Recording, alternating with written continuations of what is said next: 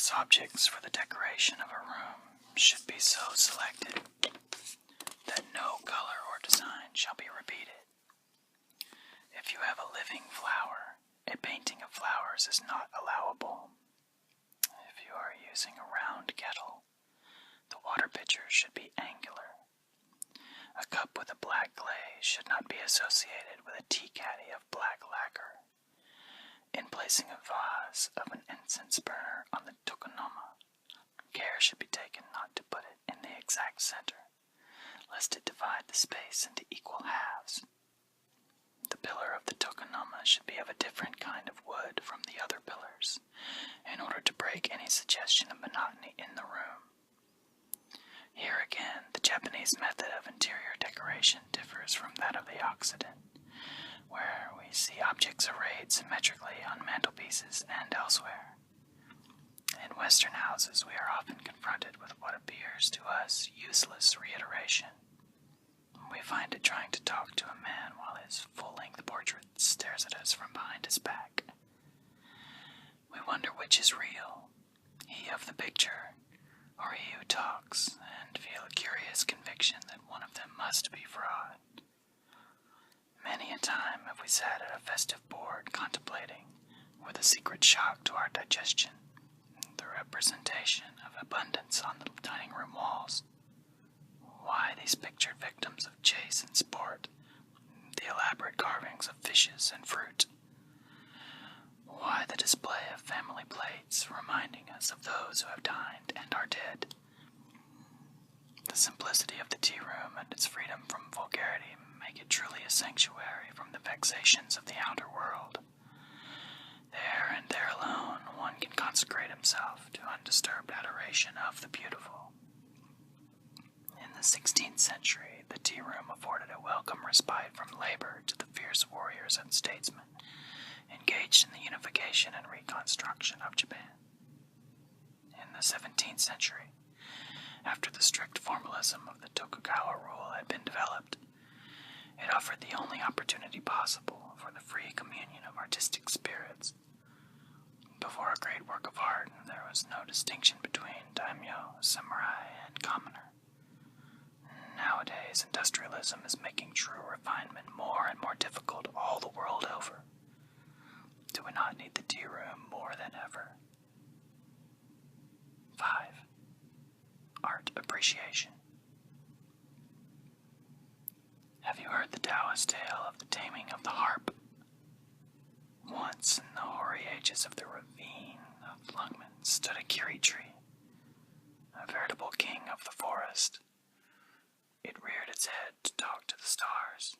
Its roots struck deep into the earth, mingling their bronzed coils with those of the silver dragon that slept beneath.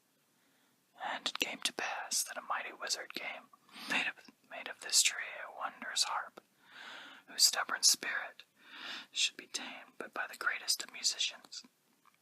For long, the instrument was treasured by the Emperor of China, but all in vain were the efforts of those who in turn tried to draw melody from its strings. In response to their utmost strivings, there came from the harp but harsh noises of disdain, ill-according with the songs they fain would sing. The harp refused to recognize a master. At last came Peiwo, the prince of harpists. With tender hand he caressed the harp as one might seek to soothe an unruly horse, and softly touched the chords. He sang of nature and the seasons, of high mountains and flowing waters, and all the memories of the tree awoke. Once more the sweet breath of spring played amidst its branches. The young cataracts, as they danced down the ravine, laughed to the budding flowers. Anon were heard the dreamy voices of summer with its myriad insects, the gentle pattering of rain, the wail of the cuckoo. Hark! A tiger roars, the valley answers again. It is autumn. In the desert night, sharp like a sword gleams the moon upon the frosted grass. Now winter reigns, and through the snow-filled air swirl flocks of swans, and rattling hailstones beat upon the boughs with fierce delight. Then Peiwo changed the key and sang of love. The forest swayed like an ardent swain, deep lost in thought. On high, like a haughty maiden, swept a cloud bright and fair, but passing, trod long shadows on the ground, black like despair. Again the mode was changed. Beowulf sang of war, of clashing steel and trampling steeds, and in the harp arose the tempest of Lungmen. The dragon rode the lightning, the thundering avalanche crashed through the hills. In ecstasy, the celestial monarch asked Beowulf wherein lay the secret of his victory. Sire, he replied, others have failed because they sang but of themselves. I left the harp to choose its theme, and knew not truly whether the harp had been Beowulf or Beowulf were the harp. This story well illustrates the mystery of art appreciation. The masterpiece is a symphony played upon our finest feelings. True art is Beowulf, and we the harp of Lungmen. At the magic touch of the beautiful, the secret chords of our being are awakened. We vibrate and thrill in response to its call. Mind speaks to mind. We listen to the unspoken. We gaze upon the unseen. The master calls forth notes we know not of. Memories long forgotten all come back to us with a new significance. Hopes stifled by fear. Yearnings that we dare not recognize stand forth in new glory. Our mind is the canvas on which the artists lay their color. Their pigments are our emotions. Their chiaroscuro the light of joy, the shadow of sadness, the masterpieces of ourselves, as we are of the masterpiece. The sympathetic communion of minds necessary for art appreciation must be based on mutual concession. The spectator must cultivate the proper attitude for receiving the message, as the artist must know how to impart it. The tea master, Gabori Insha, himself a daimyo, has left to us these memorable words. Approach a great painting as thou wouldst approach a great prince. In order to understand a masterpiece, you must lay yourself low before it and await with bated breath its least utterance. An eminent song critic once made a charming confession. Said he, "In my young days I praised my master's pictures I liked, but as my judgment matured I praised myself for liking what the masters had chosen to have me like." It is to be deplored that so few of us really take pains to study the moods of the masters. In our stubborn ignorance, we refuse to render them this simple courtesy, and thus often miss the rich repast of beauty spread before our very eyes. A master has always something to offer, while we go hungry solely because of our own lack of appreciation. To the sympathetic, a masterpiece becomes a living reality towards which we feel drawn in bonds of comradeship.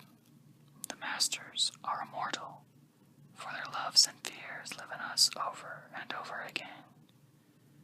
It is rather the soul than the hand, the man than the technique, which appeals to us. The more human the call, the deeper is our response. It is because of this secret understanding between the master and ourselves that in poetry or romance we suffer and rejoice with the hero and heroine. Chikamatsu, our Japanese Shakespeare, has laid down as one of the first principles of dramatic composition the importance of taking the audience into the confidence of the author. Several of his pupils submitted plays for his approval, but only one of the pieces appealed to him. It was a play somewhat resembling the Comedy of Errors, in which twin brethren suffered through mistaken identity. This, said Chikamatsu, has the proper spirit of the drama, for it takes the audience into consideration. The public is permitted to know more than the actors. It knows where the mistake lies, and pities the poor figures on the board who innocently rush to their fate.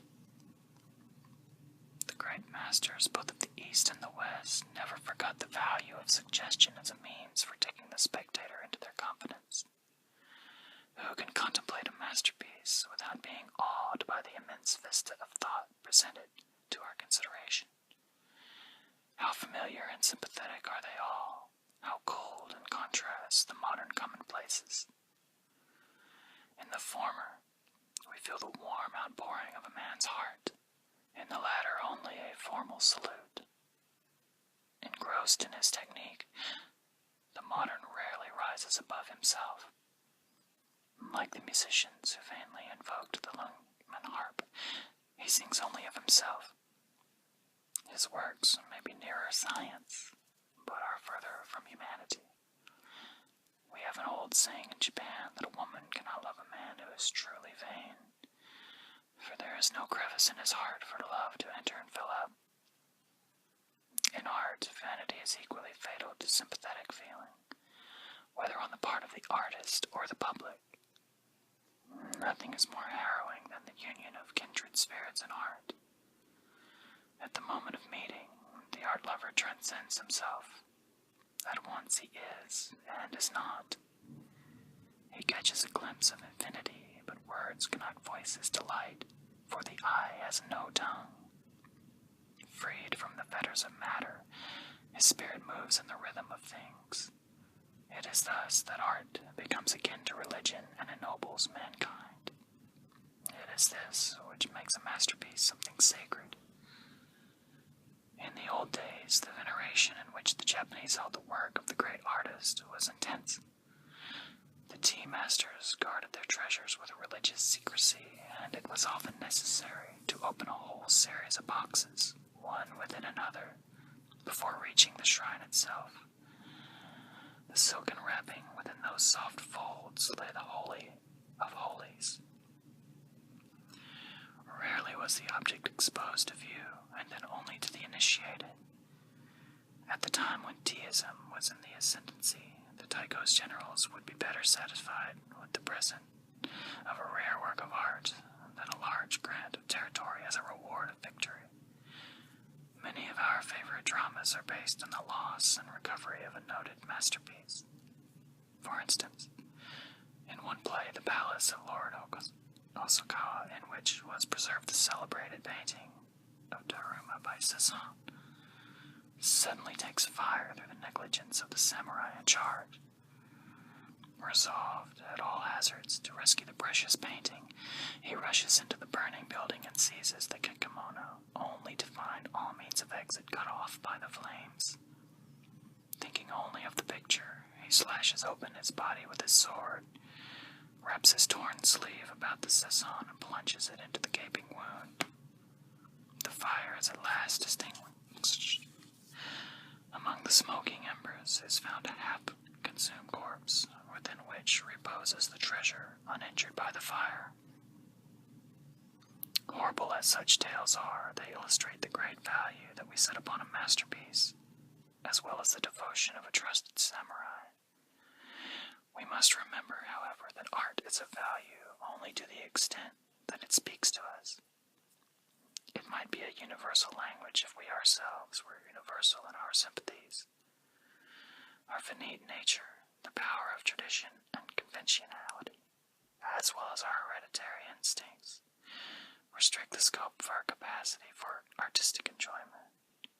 Our very individuality establishes in one sense a limit to our understanding, and our aesthetic personality seeks its own affinities in the creations of the past. It is true that with cultivation our sense of art appreciation broadens, and we become able to enjoy many hitherto unrecognized expressions of beauty, but, after all, we see only our image in the universe. Our particular idiosyncrasies dictate the mode of our perceptions. The tea masters collected only objects which fell strictly within the measure of their individual appreciation. One is reminded in this connection of a story concerning Kobori Enshiu. Enshiu was complimented by his disciples on the admirable taste he had displayed in the choice of his collection. Said they, "Each piece is such that no one could help admiring. It It shows that you had better taste than had Rikyū, for his collection could only be appreciated by one beholder in 1,000. Sorrowfully, Inshai replied, "This only proves how commonplace I am. The great Rikyū dared to love only those objects which personally appealed to him, whereas I unconsciously catered to the taste of the majority. Verily, Rikyū is 1 in 1,000 among tea masters. It is much to be regretted that so much of the apparent enthusiasm for art at the present day has no foundation in real feeling. In this democratic age of ours, men clamor for what is popularly considered the best, regardless of their feelings. They want the costly, not the refined, the fashionable, not the beautiful. To the masses, contemplation of illustrated periodicals, the worthy product of their own industrialism, would give more digestible food for artistic enjoyment than the early Italians or the Ashikaga masters whom they pretend to admire. The name of the artist is more important to them than the quality of the work. As a Chinese critic complained many centuries ago, people criticize a picture by their ear. It is this lack of genuine appreciation that is responsible for the pseudo-classic horrors that today greet us wherever we turn. Another common mistake is that of confusing art with archaeology. The veneration born of antiquity is one of the best traits in the human character, and fain would we have it cultivated to a greater extent. The old masters are rightly to be honored for opening the path to future enlightenment. The mere fact that they have passed unscathed through centuries of criticism and come down to us still covered with glory commands our respect. But we should be foolish indeed if we valued their achievements simply on the score of age. Yet we allow our historical sympathy to override our aesthetic discrimination. We offer flowers of approbation when the artist is safely laid in his grave. The 19th century, pregnant with the theory of evolution, has moreover created in us the habit of losing sight of the individual in the species. A collector is anxious to acquire specimens to illustrate a period or a school, and forgets that a single masterpiece can teach us more than any number of the mediocre products of a given period or school. We classify too much and enjoy too little. The sacrifice of the aesthetic to the so-called scientific method of exhibition has been the bane of many museums. The claims of contemporary art cannot be ignored in any vital scheme of life. The art of today is that which really belongs to us. It is our own reflection. In condemning it, we but condemn ourselves. We say that the present age possesses no art. Who is responsible for this? It is indeed a shame that despite all our rhapsodies about the ancients, we pay so little attention to our own possibilities. Struggling artists, weary souls lingering in the shadow of cold disdain. In our self-centered century, what inspiration do we offer them? The past may well look with pity at the poverty of our civilization. The future will laugh at the barrenness of our heart. We are destroying the beautiful in life.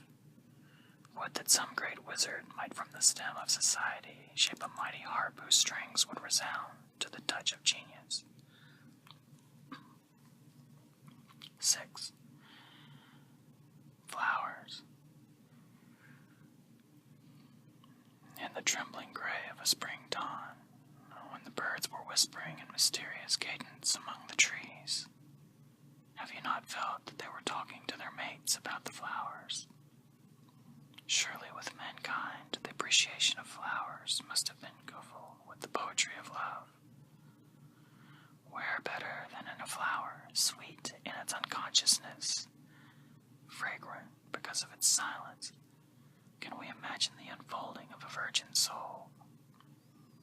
The primeval man, in offering the first garland to his maiden, thereby transcended the brute. He became human, and thus rising above the crude necessities of nature. He entered the realm of art when he perceived the subtle use of the useless. In joy or sadness, flowers are our constant friends. We eat, drink, sing, dance, and flirt with them. We wed and christen with flowers. We dare not die without them. We have worshipped with the lily. We have meditated with the lotus. We have charged in battle array with the rose and the chrysanthemum. We have even attempted to speak in the language of flowers. How could we live without them? It frightens on to conceive of a world bereft of their presence. What solace do they not bring to the bedside of the sick?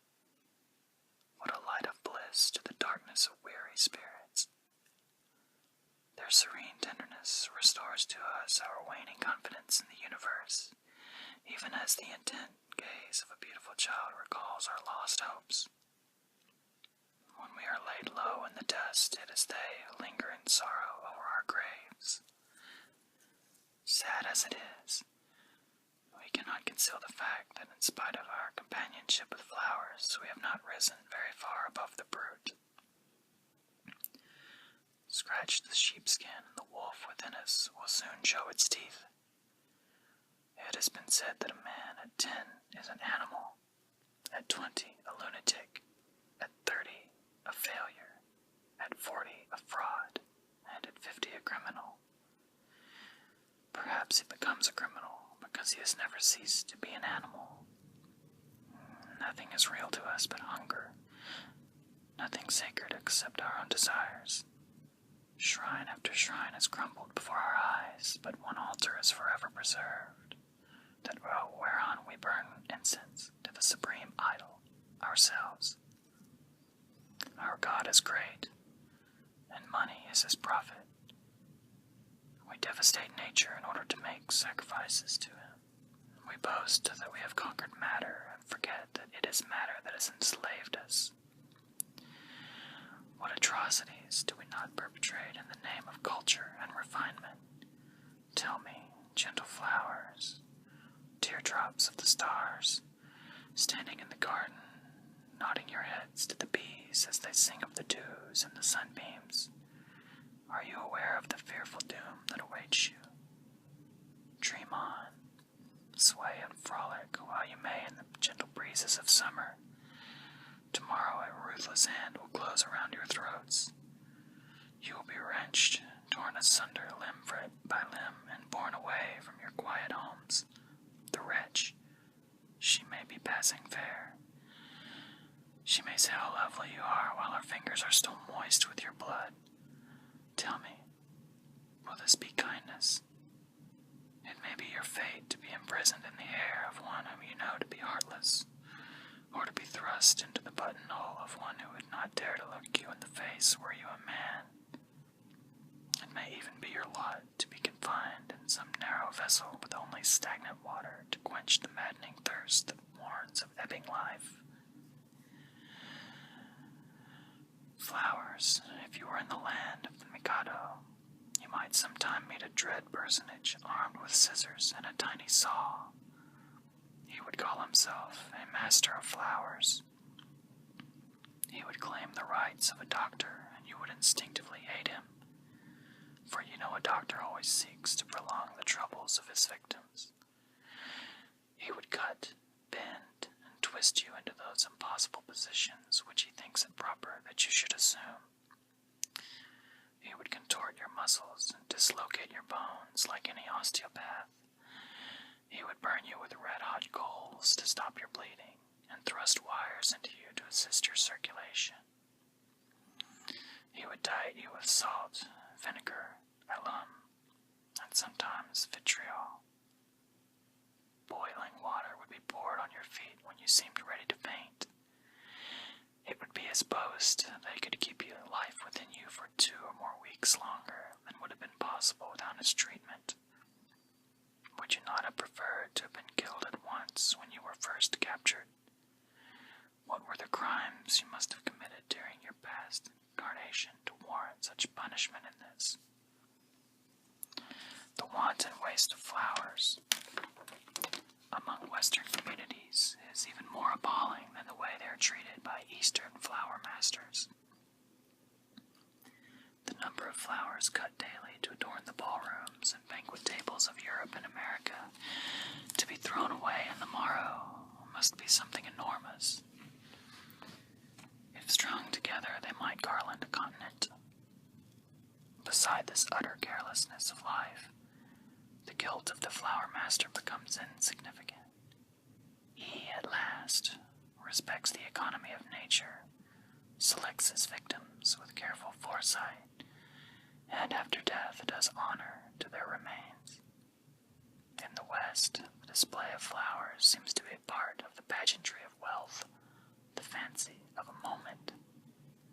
Whither do they all go, these flowers, when the revelry is over? Nothing is more pitiful than to see a faded flower remorselessly flung upon a dung heap. Why were the flowers born so beautiful and yet so hapless? Insects can sting, and even the meekest of beasts will fight when brought to bay. The birds whose plumage is sought to deck some bonnet can fly from its pursuer. The furred animal whose coat you covet for your own may hide at your approach. Alas, the only flower known to have wings is the butterfly. All others stand helpless before the destroyer. If they shriek in their death agony, their cry never reaches our hardened ears. We are ever brutal to those who love and serve us in silence, but the time may come when, for our cruelty, we shall be deserted by these best friends of ours.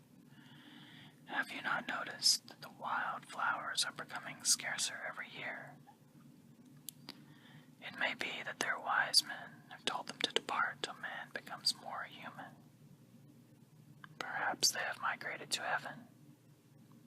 Much may be said in favor of him who cultivates plants. The man of the pot is far more humane than he of the scissors.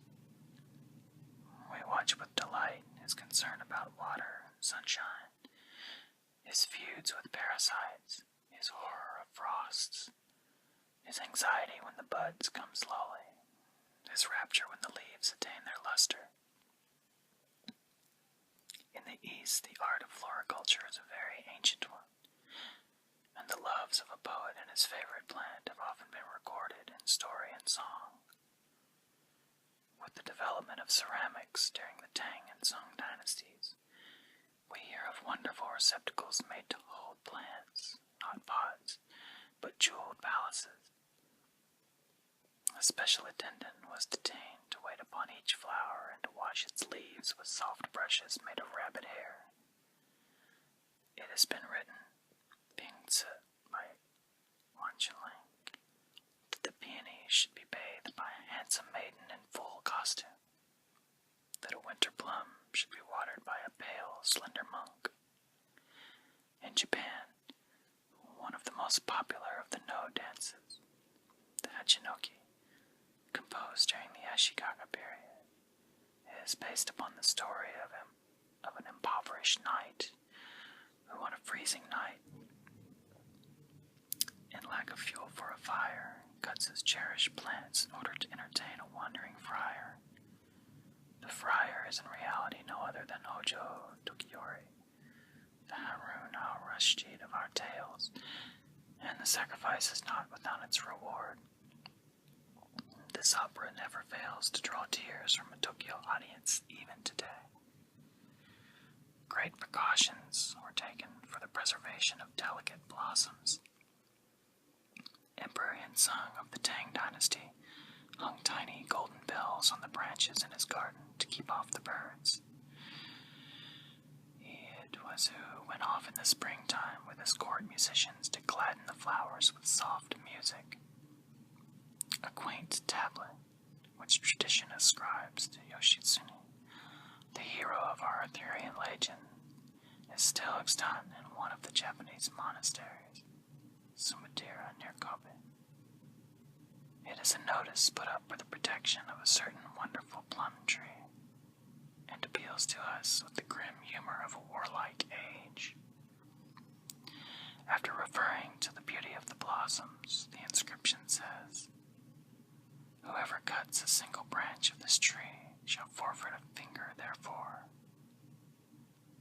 that such laws could be enforced nowadays against those who wantonly destroy flowers and mutilate objects of art.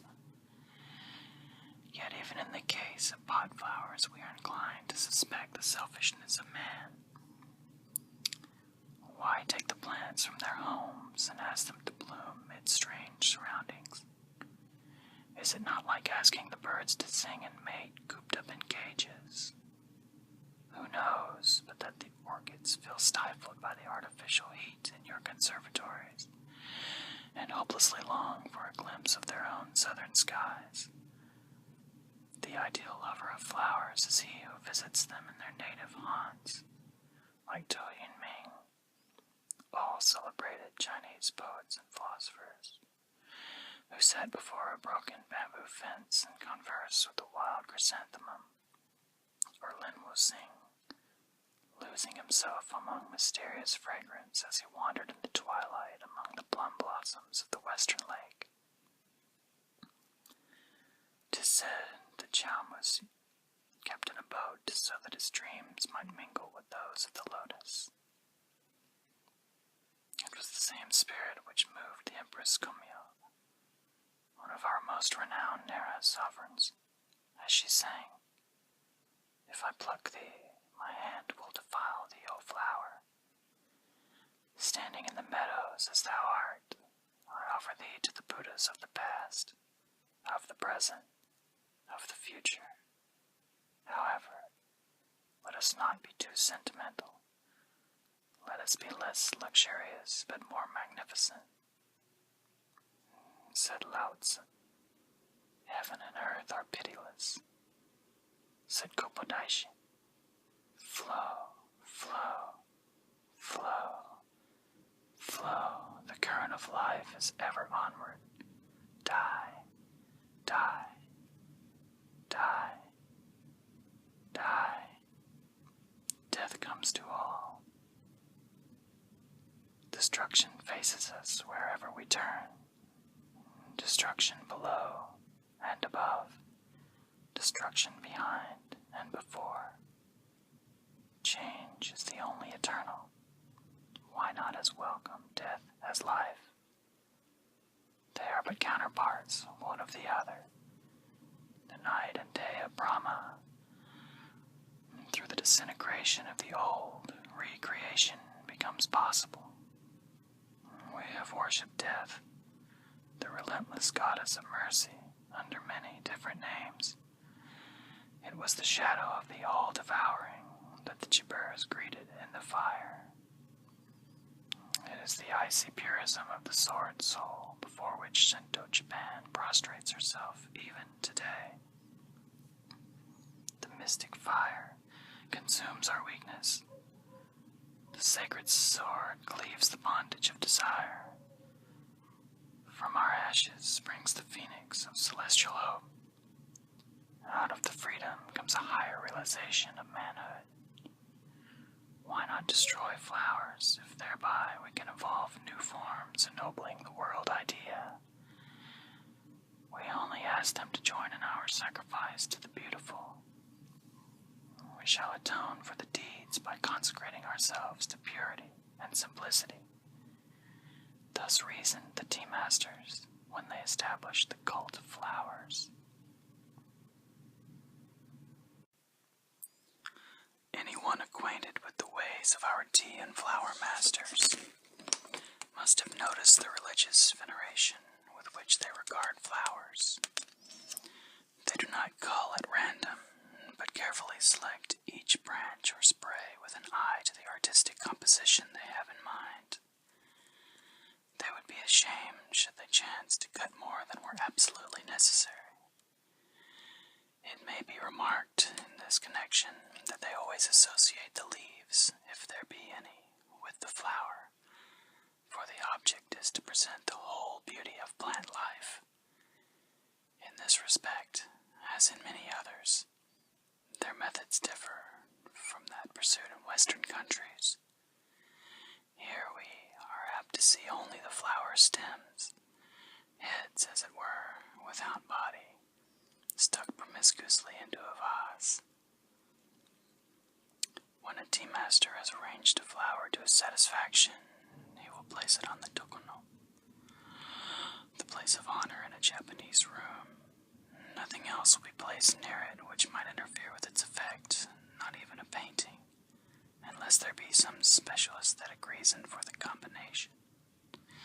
It rests there like an enthroned prince, and the guests or disciples on entering the room will salute it with a profound bow before making their addresses to the host.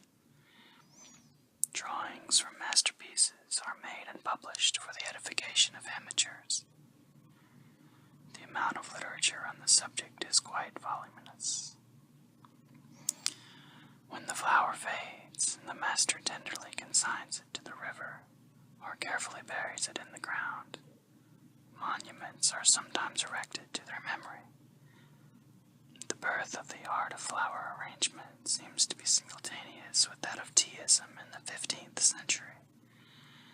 Our legends ascribe the first flower arrangement to those early Buddhist saints who gathered the flowers strewn by the storm and, in their infinite solicitude for all living things, placed them in vessels of water. It is said that Sayomi, the great painter and connoisseur of the court of Ashikaga Yoshimasa, was one of the earliest adepts at it. Yuko, the tea master, was one of his pupils, as was also Senno, the founder of the house of Ikemono, a family as illustrious in the annals of flowers as with that of the Kanos in painting.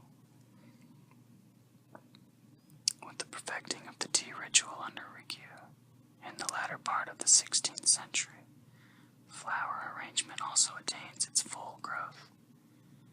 Rikyu and his successors, the celebrated Ota, Oraka, Furuka Oribi, Koyetsu, Koboinshi, Kateguru, Tsukushishu, vied with each other in forming new combinations. We must remember, however, that the flower worship of the tea masters formed only a part of their aesthetic ritual, and was not a distinct religion by itself. A flower arrangement, like the other works of art in the tea room, was subordinated to the total scheme of decoration. Thus, Sekishu ordained that the white plum blossoms should not be made use of when snow lay in the garden. Noisy flowers were relentlessly banished from the tea room. A flower arrangement by a tea master loses its significance if removed from the place for which it was originally intended, for its lines and proportions have been specifically worked down with a view to its surroundings. The adoration of the flower for its own sake begins with the rise of flower masters toward the middle of the 17th century. It now becomes independent of the tea room and knows no law save that the vase imposes on it. New conceptions and methods of execution now become possible, and many were the principles and schools resulting therefrom. A writer in the middle of the last century said he could not count. He could count over 100 different schools of flower arrangement. Broadly speaking, these divide themselves into two main branches, the formalistic and the naturalesque. The formalistic schools, led by the Ikemonos, aimed at a classic idealism corresponding to that of the Kano academicians. We possess records of arrangements by the early masters of the school, which almost reproduce the flower paintings of Sensetsu and Tsunobu. The naturalesque school, on the other hand, accepted nature as its model, only imposing such modifications of form as conduce to the expression of artistic unity. Thus, we recognize in its works the same impulses which formed the Ikoyu and Shichu schools of painting. It would be interesting, had we time, to enter more fully than it is now possible into the laws of composition and detail formulated by the various flower masters of this period, showing, as they would, the fundamental theories which govern Tokugawa decoration. We find them referring to the leading principle, heaven, the subordinate principle, earth, the reconciling principle, man, and any flower arrangement which did not embody these principles was considered barren and dead. They also dwelt much on the importance of treating a flower in its three different aspects: the formal, the semi-formal, and the informal. The first might be said to represent flowers in the stately costume of the ballroom, the second in the easy elegance of afternoon dress, the third in the charming dishabille of the boudoir. Our personal sympathies are with the flower arrangements of the tea master rather than those with those of the flower master. The former is art in its proper setting and appeals to us on account of its true intimacy with life. We should like to call this school the natural, in contradistinction to the naturalesque and formulistic schools. The tea master deems his duty ended with the selection of the flowers, and leaves them to tell their own story. Entering a tea room in late winter, you may see a slender spray of wild cherries in combination with a budding camellia. It is an echo of departing winter, coupled with the prophecy of spring. Again, if you go into a noon tea on some irritatingly hot summer day, you may discover in the darkened coolness of the tokonoma a single lily in a hanging vase, dripping with dew. It seems to smile at the foolishness of life. A solo of flowers is interesting, but in a concerto with painting and sculpture, the combination becomes entrancing. Sekishu once placed some water plants in a flat receptacle to suggest the vegetation of lakes and marshes, and on the wall above he hung a painting by Sayami of wild ducks flying in the air. Showa, another tea master, combined a poem on the beauty of solitude by the sea with a bronze incense burner in the form of a fisherman's hut and some wild flowers of the beach. One of the guests has recorded that he felt in the whole composition the breath of waning autumn. Flower stories are endless. We shall recount but one more. In the 16th century, the morning glory was as yet a rare plant with us. Rikyu had an entire garden planted with it, which he cultivated with assiduous care. The fame of his Kanfufu reached the ear of the Taiko, and he expressed a desire to see them, in consequence of which Rikyu invited him to a morning tea at his house. On the appointed day, Taiko walked through the garden, but nowhere could he see any vestige of the convolvulus. The ground had been leveled and strewn with fine pebbles and sand. With sullen anger, the despo entered the tea room, but a sight waited him there which completely restored his humor. On the tokonoma, in a rare bronze of some workmanship, lay a single morning glory, the queen of the whole garden. In such instances, we see the full significance of the flower sacrifice. Perhaps the flowers appreciate the full significance of it. They are not cowards like men. Some flowers glory in death. Certainly the Japanese cherry blossoms do, as they freely surrender themselves to the winds. Anyone who has stood before the fragrant avalanche at Yoshino or Aishiyama must have realized this. For a moment they hover like bejeweled clouds and dance above the crystal streams. Then, as they sail away on the laughing waters, they seem to say, "Farewell, O spring, we are on to eternity."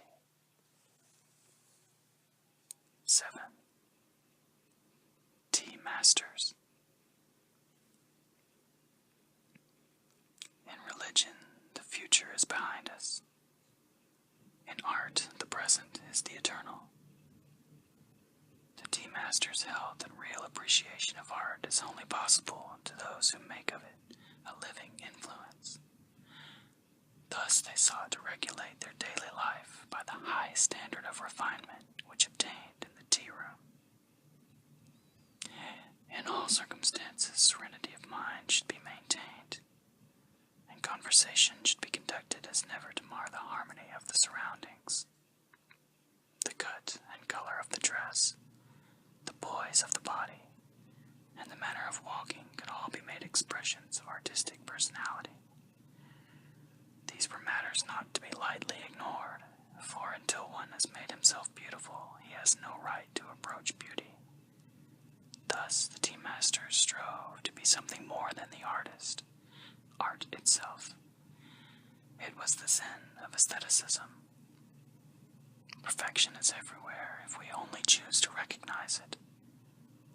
Rikyū loved to quote an old poem which says, "To those who long only for flowers, fain would I show the full-blown spring which abides in toiling buds of snow-covered hills."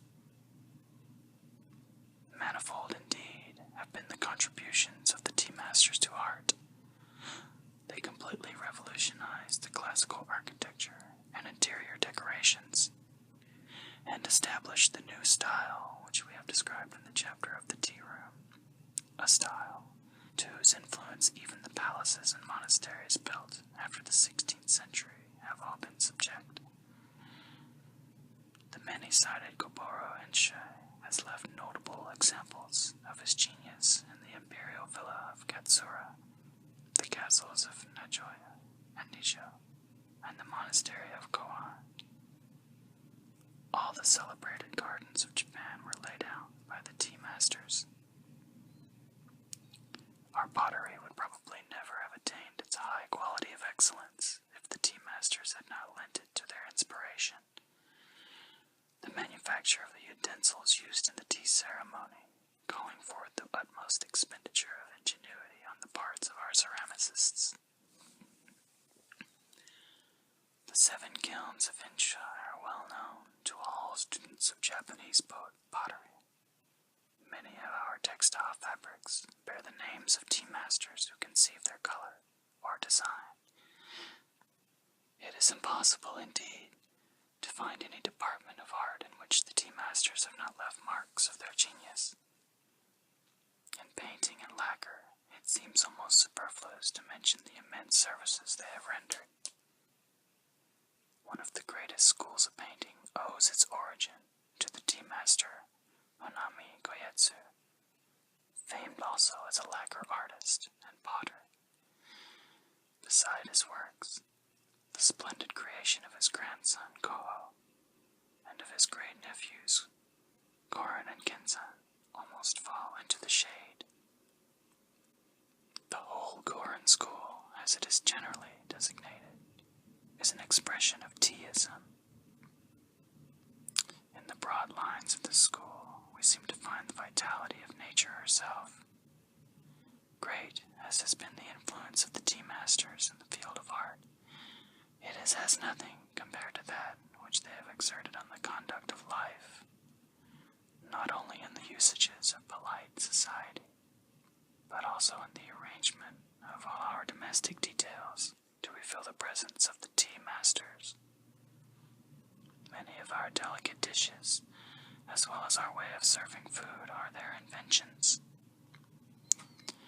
They have taught us to dress only in garments of sober colors. They have instructed us in the proper spirit in which to approach flowers. They have given emphasis to our natural love of simplicity and shown us the beauty of humility. In fact, through their teachings, tea has entered the life of the people. Those of us who know not the secret of properly regulating our own existence on this tumultuous sea of foolish troubles we call life are constantly in a state of misery while vainly trying to appear happy and contented. We stagger in the attempt to keep our moral equilibrium, and see forerunners of the tempest in every cloud that floats on the horizon.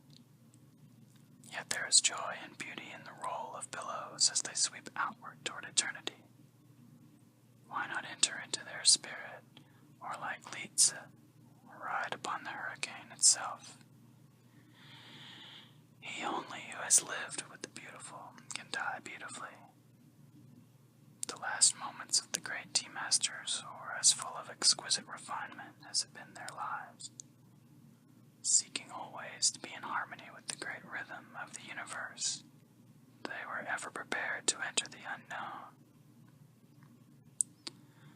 The last tea of Riku will stand forth forever as the acme of tragic grandeur.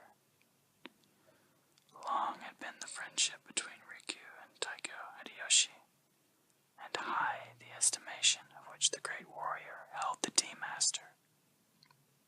But the friendship of a despot is ever a dangerous honor.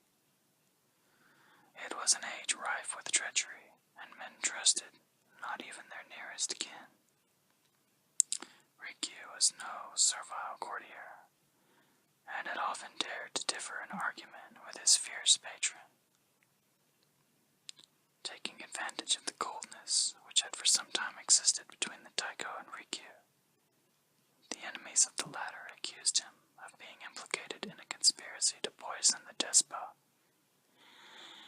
It was whispered to Hideyoshi that the fatal potion was to be administered to him with a cup of the green beverage prepared by the tea master.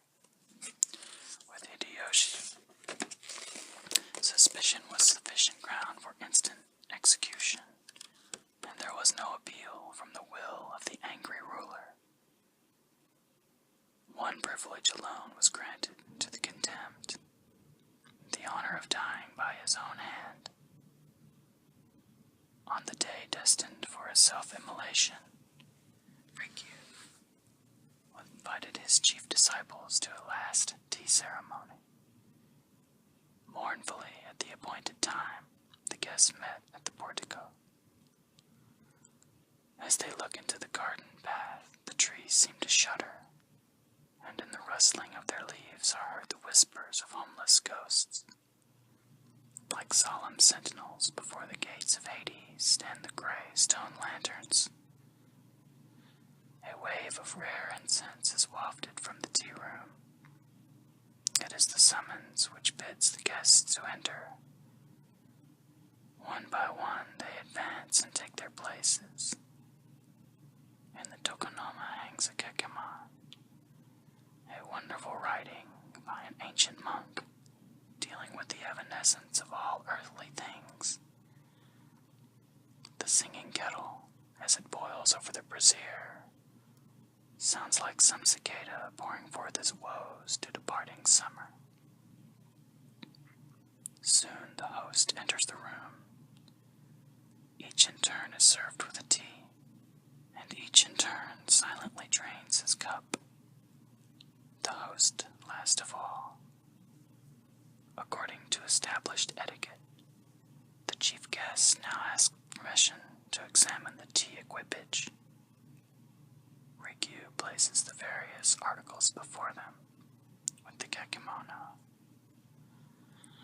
After all have expressed admiration of their beauty, Riku presents one of them to each of the assembled company as a souvenir. The bowl alone he keeps. Never again shall this cup, polluted by the lips of misfortune, be used by man, he speaks, and breaks the vessel into fragments. The ceremony is over. The guests, with difficulty restraining their tears, take their last farewell and leave the room.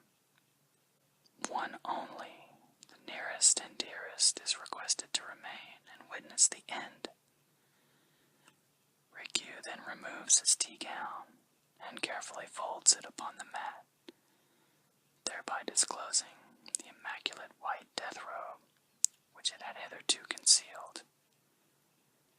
Tenderly he gazes on the shining blade of the fatal dagger, and in exquisite verse thus addresses it. Welcome to thee, O sword of eternity. Through Buddha and through Daruma alike, thou hast cleft thy way. With a smile upon his face, Rikyu passed forth into the unknown.